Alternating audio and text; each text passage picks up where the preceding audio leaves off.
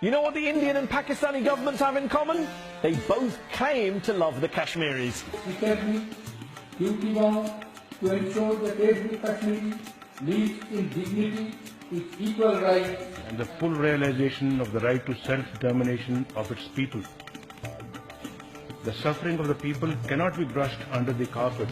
But the two countries that have fought 3 wars over Kashmir since partition in 1947 have a funny way of showing their love. India's president talks of equal rights, while human rights take a back seat in Indian-administered Kashmir. The country has at least 500,000 troops there. That's 1 soldier for every 25 residents. And those soldiers who are accused of acting with near impunity have been blamed for unlawful killings, disappearances, rape and torture.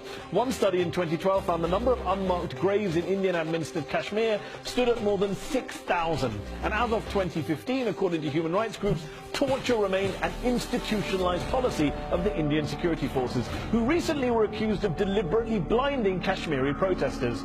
Sadly, on the Pakistani side of the infamous line of control, things don't look that much better. Human Rights Watch has reported torture, political repression and arbitrary arrests and beatings. Shall we brush that under the carpet, Mr. Prime Minister?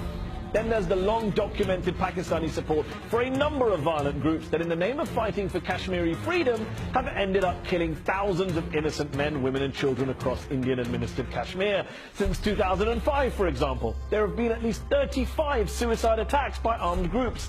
And as for Kashmiri freedom, as in self-determination, well, the Indians refuse to allow a referendum on Kashmir's future, while the Pakistanis want Kashmiris to choose between India and Pakistan, but not give them an independence option.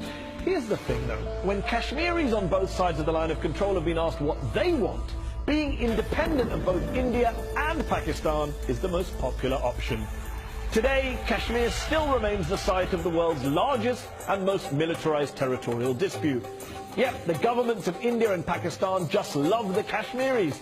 Some might say they love them to death.